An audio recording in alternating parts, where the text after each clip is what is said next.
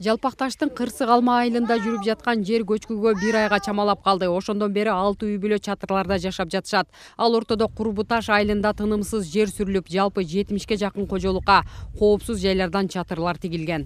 15 апрель күнү катталган жер көчкүдөн улам бул аймакка Жалпакташ айыл өкмөтүнө караштуу Кырсык Алма айылынан 6 үй бүлө көчүрүлүп келген болчу.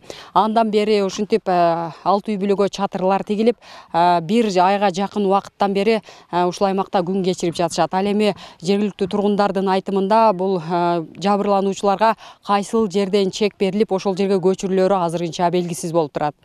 Өзгөчө кырдаалдар министрлигинин жүргүзгөн мониторингине ылайык Курбуташ жана Кырсык Алма айылдарында көчкү кайрадан кайталануусу ыктымал. Андыктан жергиликтүү тургундарга тезинен тилке берип, коопсуз жайга көчүрүү негизги маселе. Жерди Кызыл Октябрь айыл өкмөтүнүн Жаман Адыр участкасынан карап атышат. Ген пландар түзүлүп атат да бизге маалыматтар күндө берип айтып атышат. Ошол жерге 83 гектарга жайгаштырабыз деп айтып атышат. Эми тилке маселесин өкмөт, жергиликтүү бийлик тездетүүгө тийиш. Антпесе жабыркагандар Кырсыктын кайталанып кетүүсүнөн кооптонуп, башка жактан жер берүүнү тездетүүсүн суранып жатышат. Жалпакташта мындан сырткары дагы 4 социалдык объект жарактан чыкты. Учурда андагы окуучулар коңшу айылдагы мектепке каттап кыйналышууда. Ушундай эле Көйгөй Аюсай айылында да бар. 29 апрелде катталган Кырсыктан улам мектеп көчкү алдында калган. Андан бери ата-энелердин көпчүлүгү коңшу айылдагы мектепке балдарын жибербей коюшкан. Кошуна айылга этекте бар, окутуп атат. Бирок мындай кичине балдар аякка бара албай атат да.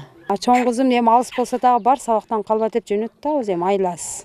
Барбайм дейт, алыс дейт, айлас болуп атат да. Ошол көчкү болгондон кийин мектепке барбай атабыз, окубай атабыз. Мектеп бар, узак, алыс. Өкмөт болсо аюсайлыктарга жаңы окуу жылында заманбап мектеп куруп берүүнү убадалаган. Анткени Аюсай менен коңшу айылдын аралыгы 7 чакырымды түзөт. Айрыкча кыштын күнүндө мектепке жетүү кыйынга турат. Жолдогу алыс эми вот почти 7 километр бар да азыркы. Салып беребиз деп кетти, министрлер келди. Эске салсак, быйылкы өзгөчө кырдаалдардан Өзгөн районунда жалпы 5 социалдык объект жарактан чыкты. Алардын ичинен Аюсай айылындагы мектеп жаңы окуу жылында бүткөрүлүп, пайдаланууга берилери пландалып жатат. Ал үчүн тиешелүү кызматтарда сүйлөшүүлөр жүрүүдө. Бегима Асанова, Замбузриков, Ынтымак.